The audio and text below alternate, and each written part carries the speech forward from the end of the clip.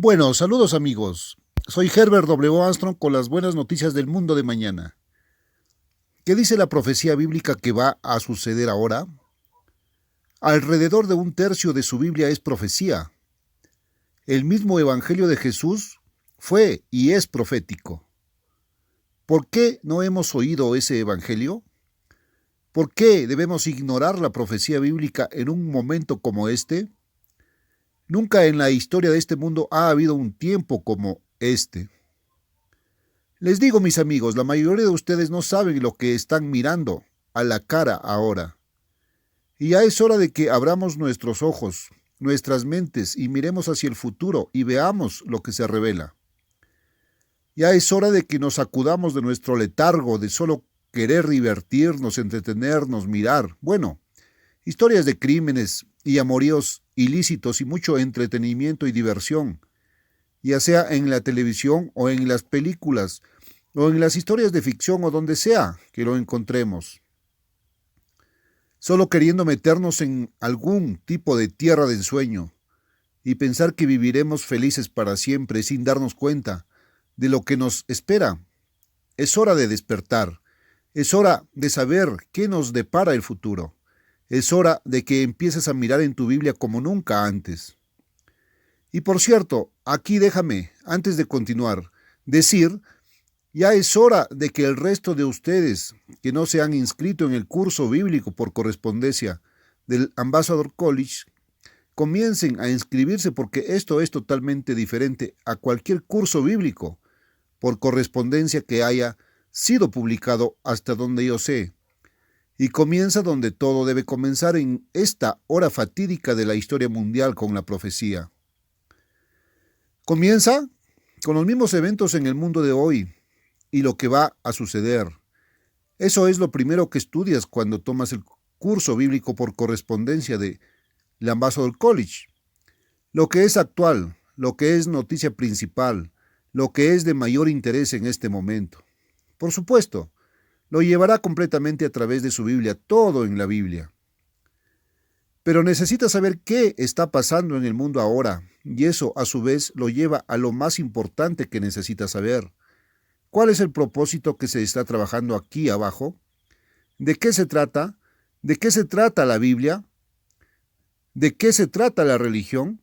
¿De qué se trata la salvación? ¿Tiene algún significado? ¿Cuál es la conexión entre todo eso y las condiciones del mundo que vemos a nuestro alrededor hoy?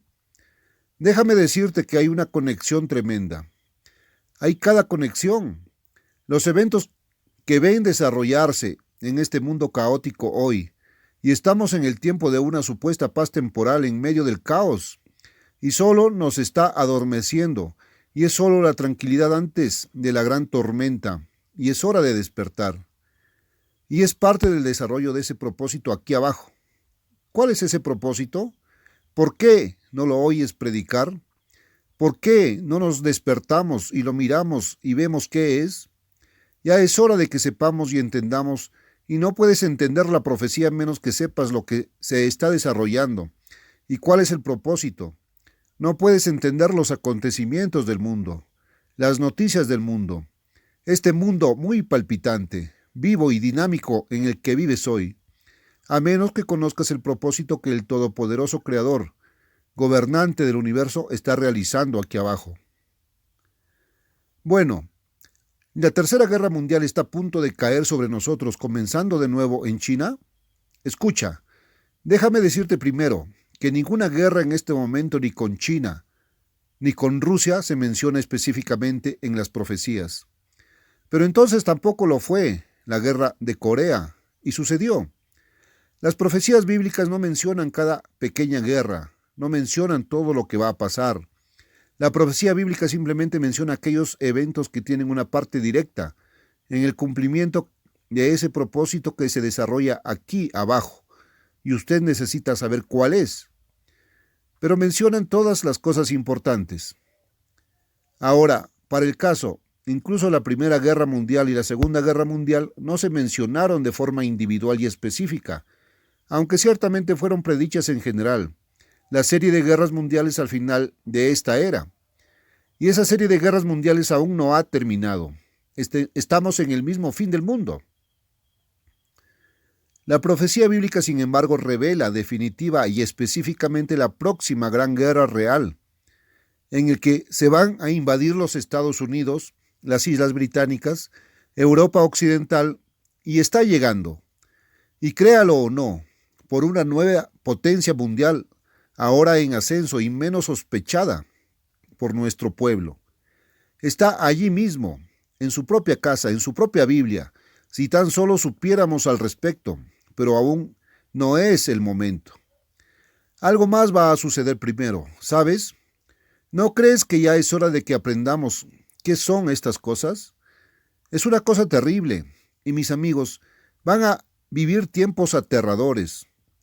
Jesucristo dijo, excepto Dios Todopoderoso, por poder sobrenatural, por un acto de Dios, interviene y mueve para interferir y acortar estos días, ninguna carne se salvaría con vida. Mateo 24.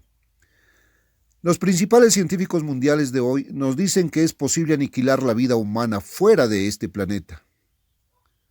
Ahora, es posible volar, destruir, arrasar un continente entero en una noche sin previo aviso. Nuestro continente está en este tipo de peligro, sin previo aviso de la noche a la mañana. Y aquí seguimos durmiendo, como el avestruz tonto, con la cabeza metida en la arena, sin saber lo que viene. Digo, mis amigos, despierta. Ahora casi nadie ha entendido la profecía bíblica. ¿Por qué? Hay una razón. Muchas de estas profecías han sido selladas y cerradas hasta este tiempo del fin. Y entonces el conocimiento debía ser aumentado. Y como escribió el profeta Daniel, los sabios se entenderán, pero ninguno de los malvados se entenderá. Daniel 12:10. Ahora, ¿quiénes son los sabios y quiénes los malvados en el lenguaje bíblico? Buen entendimiento, dice su Biblia allá en el Salmo 111. Tienen todos los que practican los mandamientos de Dios. Salmo 111:10. Odian y no harán, y se negarán a hacer. Incluso algunos de ellos que parecen pensar que tienen autoridad en asuntos tales como la profecía, mis amigos, no pueden entender la profecía a menos que se den cuenta de que el temor del Eterno es el principio de la sabiduría. Buen entendimiento tienen todos los que practican sus mandamientos. ¿Con quién está tan enojado el diablo? Vaya al capítulo 12 del libro de Apocalipsis. Y en el último versículo, son aquellos que guardan los mandamientos de Dios y tienen el testimonio de Jesucristo. Esa es la palabra de Dios y la fe en ella, y que creen en su evangelio, el evangelio del reino, que es el gobierno de Dios, en lugar del gobierno de Satanás o del hombre, o de nuestras propias ideas. ¿Quiénes son los malvados? ¿Qué es el pecado? El pecado es la transgresión de la ley, 1 de Juan 3:4. Y quiero decirles, mis amigos, que nadie que no se haya entregado al 100% a Dios Todopoderoso puede tener entendimiento en estos tiempos. Y las profecías han sido selladas y cerradas hasta ahora. Ahora están abiertas. Podemos entenderlas si estamos dispuestos. ¿Está dispuesto? Tendrás que ceder y rendirte al Dios Todopoderoso. O te lo digo ahora mismo, no importa cuán claro pueda hacerlo yo mismo, nunca lo entenderás. Buen entendimiento tienen todos los que practican sus mandamientos. Salmo 111:10. Y si eso los hace enojar, amigos míos, bueno, simplemente se les va a privar de una verdadera comprensión. Eso es todo. Y te vas a ver privado de mucho más que eso. Ahora, la prueba es esta. Si un hombre usa la profecía para revelar de antemano lo que va a suceder en las condiciones del mundo, entonces Dios dice, si aconteciera que aquel hombre hablaba fielmente la palabra de Dios y era ministro llamado de Dios, Jeremías 28:8-9. Pero si él usa la profecía para decirte lo que va a pasar y no sucede, sabes que habló directamente de su propia mente, y una mente humana no sabe lo que va a pasar. Nadie sino Dios Todopoderoso conoce el futuro. Pero Dios Todopoderoso conoce el final desde el principio. Él sabe lo que va a pasar. Todo lo que puedo decir es que si usted es uno de los que ha estado escuchando, sabe que ha estado escuchando en este programa lo que iba a suceder en la profecía en las condiciones mundiales. Y las condiciones mundiales han estado yendo precisamente como los oyentes del mundo escucharon. El programa de mañana había estado sabiendo de antemano. Y hemos tenido que estar solos la mayor parte del tiempo en lo que les dijimos que iba a suceder. Y otros se reirán y se burlarán y dirán, ese es un falso profeta, no escuches eso. Ha estado sucediendo, amigos míos, y seguirá sucediendo. Ahí está la prueba del pudín. Ahora, cuando examina las profecías bíblicas, encuentras profecías esparcidas por toda la Biblia. Pues el primero de los profetas fue Moisés, y hay una gran cantidad de profecía en los escritos de Moisés, allá en los primeros 5 libros de su Biblia. Isaías, Jeremías, Ezequiel, hasta Malaquías en el Antiguo Testamento. Hay una grande cantidad de profecía en el Nuevo Testamento. Jesús nos dio muchas profecías muy vívidas e importantes. El libro de Apocalipsis es completamente profecía. Pero escuche, es solo en el libro de Apocalipsis que encontrará los eventos de todas estas otras profecías juntas, correlacionadas en un orden de tiempo para que pueda juntarlas correctamente. ¿Sabes? He oído comparar la Biblia con un rompecabezas, y en algunos aspectos es una buena comparación. Por supuesto, creo que los rompecabezas han pasado de moda en este momento. ¿No es así? No he visto uno durante bastante tiempo, de todos modos. Y de todos modos la idea es buena. Tienes muchas partes, y si las juntas bien, cada una en su lugar exacto, bueno, tienes una hermosa imagen armoniosa cuando pasas y todo es armonía. Pero si no los juntas correctamente, tienes una imagen muy poco armoniosa que no es muy bonita. Ahora encuentra la Biblia, un poco aquí y un poco allá, Isaías 28:10. Como dijo Isaías, lo estudiaríamos. Por supuesto, hay otra manera de estudiar la Biblia y eso es tomar cada capítulo, cada libro directamente, y en la mayoría de los libros de su Biblia encontrará un orden de tiempo, una secuencia de tiempo. De hecho, hay un orden de tiempo y una secuencia de tiempo a lo largo de toda la Biblia, desde Génesis hasta Apocalipsis.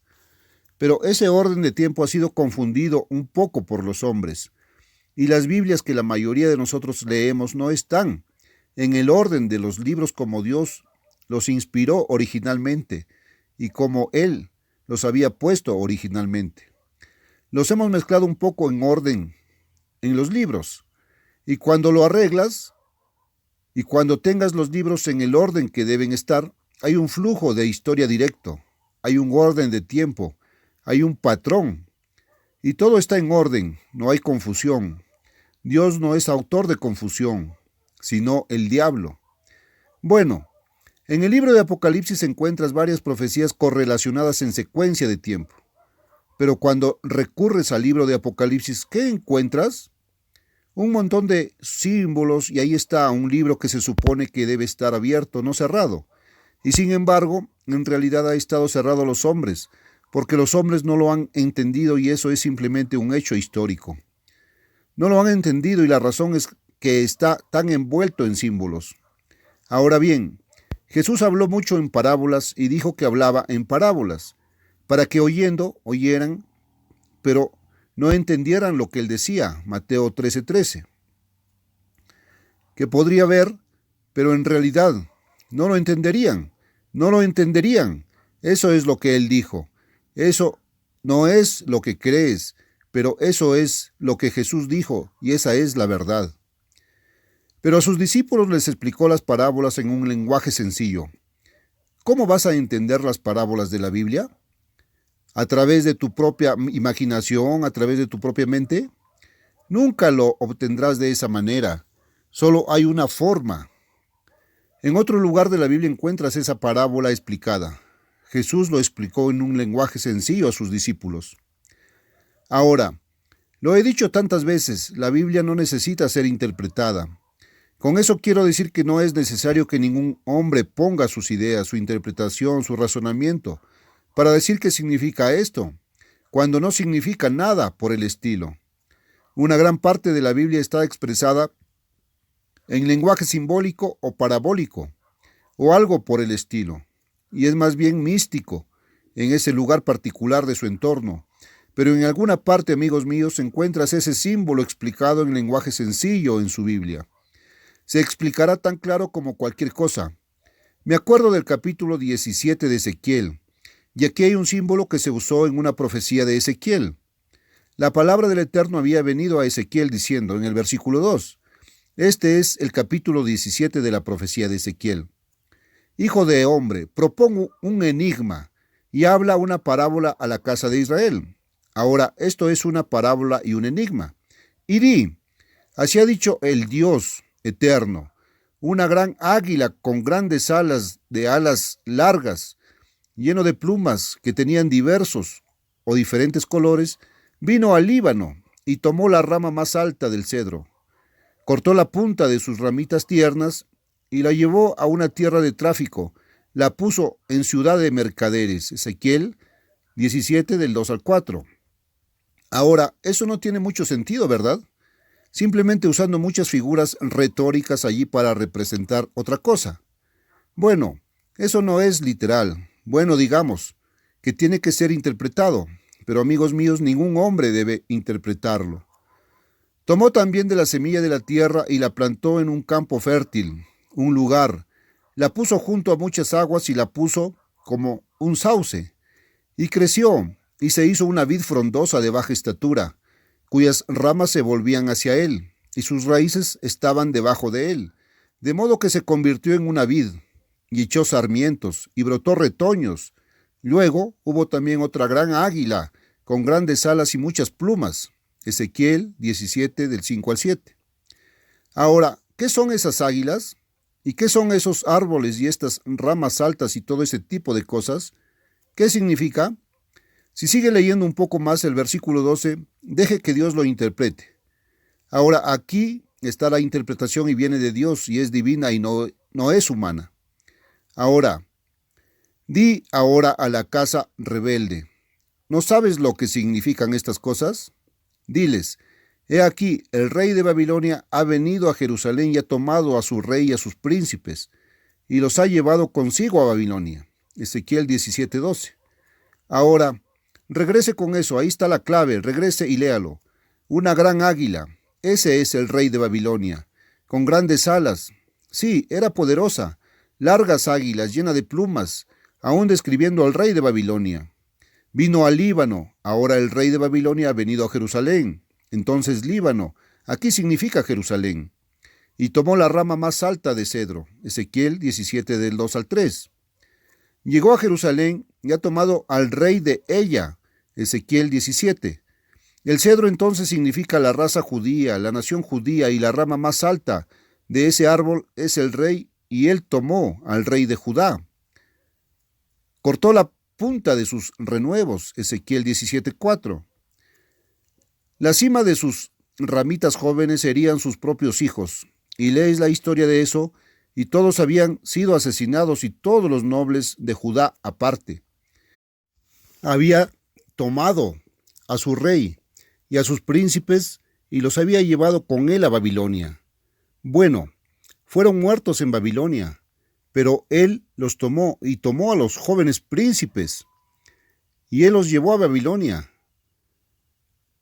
y los llevó a una tierra de tráfico, Ezequiel 17:4.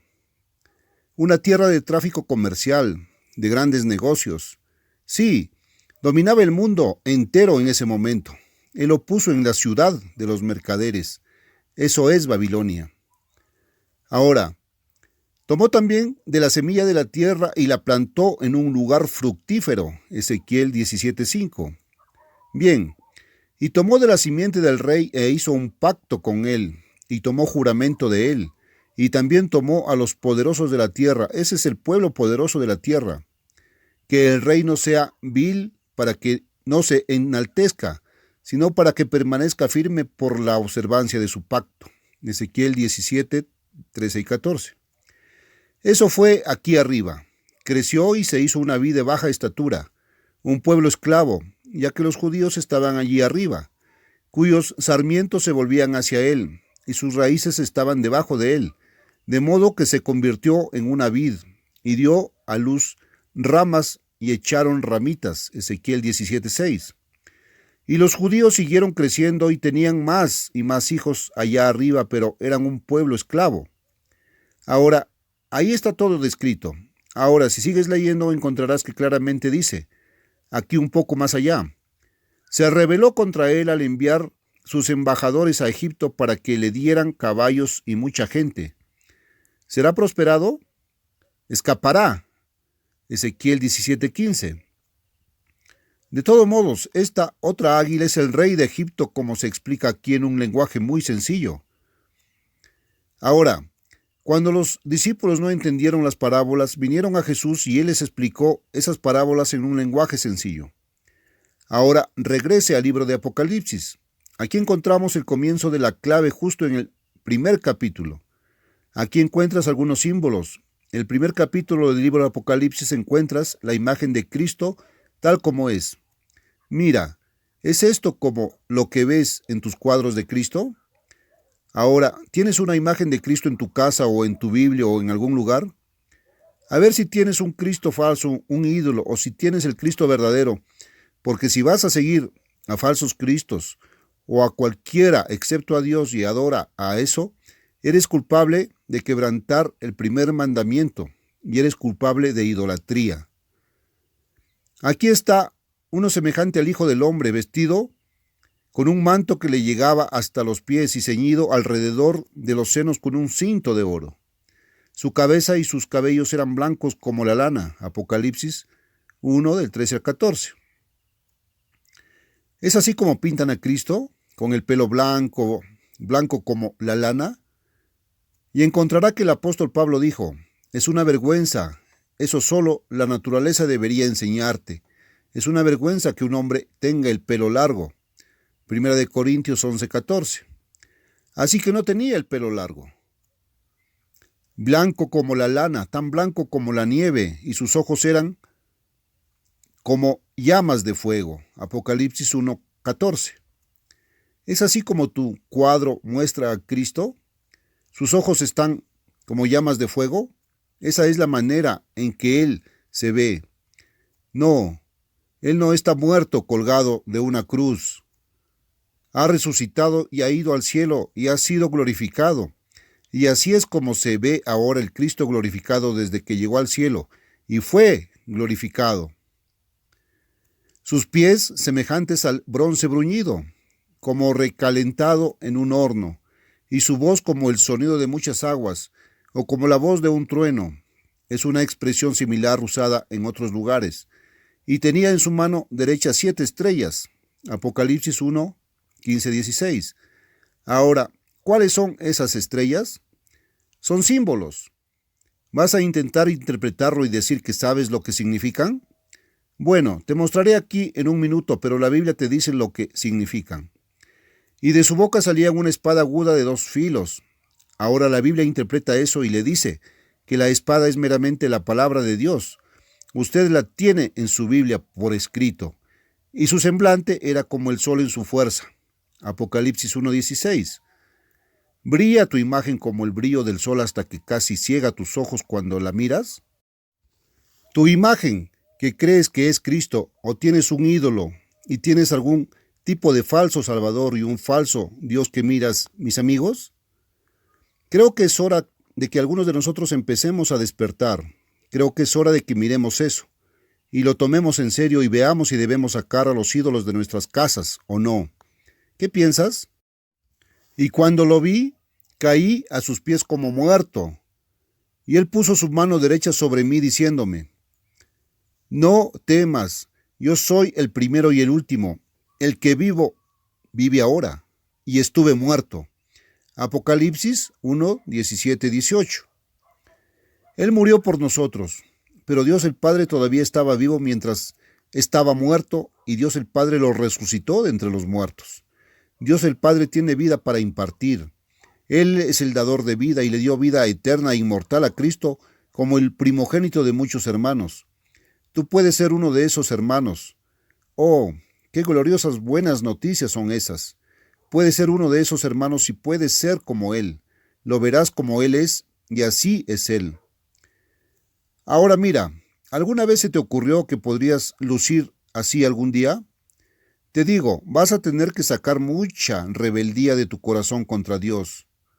Vas a tener que sacar muchos de tus caminos de tu mente y de tus acciones y vas a tener que encontrar los pensamientos de Dios y los caminos de Dios.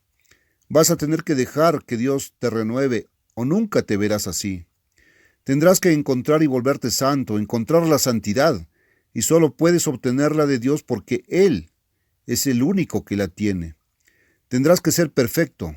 Su Biblia dice, sed perfectos como vuestro Padre, que está en los cielos, es perfecto. Mateo 5:48. Así nos vamos a ver, vamos a ser su hermano, vamos a ser como Él, 1 de Juan 3:2, hecho semejante a su gloriosa persona. Sí, hemos llevado la imagen del terrenal, hecho de la tierra tal como la imagen de Adán. Llevaremos la imagen del celestial. 1 de Corintios 15:49. Esta es la imagen celestial. Ahora bien, escribe las cosas que has visto, y las que son, y las que han de ser después de estas. El misterio de las 7 iglesias que has visto en mi mano derecha. Cristo habla. Él mismo. Lo que has visto en mi mano derecha. Aquí está Jesús revelando el significado. Aquí está el intérprete Jesucristo. ¿Qué dice? Y los 7 candeleros de oro. ¿Qué son? Las 7 estrellas son los ángeles de las 7 iglesias. Apocalipsis 1, del 19 al 20. Bueno, ¿qué vas a hacer ahora? Dale la vuelta y di, ángeles no significan ángeles, significan algo más. Puedo mostrarles libros, tengo algunos buenos libros muy bien encuadernados y contarles todo lo que significa el libro de Apocalipsis. Según algún autor humano que no sabía de qué estaba escribiendo y te dirá que esos ángeles son otra cosa, que no son ángeles. Bueno, si quieres saber qué son los ángeles, vuelve a los primeros capítulos del libro de Hebreos. Encontrarás algo sobre los ángeles. Son espíritus, no son carne mortal. Ahora, las 7 estrellas son los ángeles de las 7 iglesias, y los 7 candeleros que has visto son las 7 iglesias. Apocalipsis 1:20. Bueno, entonces, eso debería resolverlo. Eso es lo que son. Ahora, eso es lo que creo. Cuando les digo que no interpreto la Biblia, mis amigos, eso es lo que quiero decir. Tomo la propia interpretación de Jesús. No les traigo ninguna interpretación de Herbert W. Armstrong. Les traigo la propia interpretación de Dios. Ahora, una gran parte de la Biblia está en un lenguaje sencillo. Significa exactamente lo que dice. Cuando dice, la paga del pecado es muerte, Romanos 6:23. El salario, eso es lo que estás ganando por tu pecado y te van a pagar algún día. Sí, se le pagará en su totalidad. La paga del pecado es muerte, Romanos 6:23. No dice que la paga del pecado es la vida eterna en el fuego del infierno, ¿verdad? Ahora, ¿cómo lo sorteamos? Entonces, tenemos que torcer la Biblia, tenemos que interpretarla, tenemos que interpretar y decir, bueno, la muerte no significa la muerte. La muerte significa la separación de Dios. Y, por supuesto, la separación de Dios significa exactamente lo opuesto a la muerte, la vida eterna. Así que finalmente lo cambiamos una vez y decimos que significa separación de Dios y luego lo cambiamos y, por supuesto, estarías vivo cuando estés separado de Dios y entonces volvemos exactamente a lo contrario. Ahora, está hablando de la vida y la muerte como dos opuestos, pero la paga del pecado es muerte, mas la dádiva de Dios es vida eterna. Romanos 6:23. Hay vida eterna por un lado y la muerte eterna por el otro, porque es castigo eterno y el castigo es la muerte. Alguien escribió y dijo el otro día que no me escucharon hablar mucho sobre el castigo de los malvados. El señor Armstrong se ríe. Tengo ganas de decir, ¿es así? Hablo mucho sobre el castigo, es un castigo terrible. Y así como en Adán todos mueren, así también en Cristo todos serán vivificados, 1 Corintios 15:22. Incluso los malvados, y va a haber una resurrección de los justos y los injustos y los condenados, aquellos que han rechazado completamente a Cristo. Les digo, mis amigos, ellos van a ver ese lago de fuego al que se están metiendo, y será la segunda muerte de la que nunca habrá resurrección. Es un castigo, y va a ser un castigo terrible cuando vean a los que han alcanzado la salvación, cómo se ven, y la gloria que será revelada en ellos, como los hijos divinamente nacidos de Dios, y vean lo que han perdido, y vean el lago de fuego que los va a devorar. Y están llegando a lo que Dios dijo: tanto amó Dios al mundo, que ha dado a su Hijo unigénito, para que todo aquel que en Él cree no se pierda, sino que tenga vida eterna. Juan 3:16. Pues eso es lo que van a hacer, amigos, y es un castigo terrible, y eso es por toda la eternidad.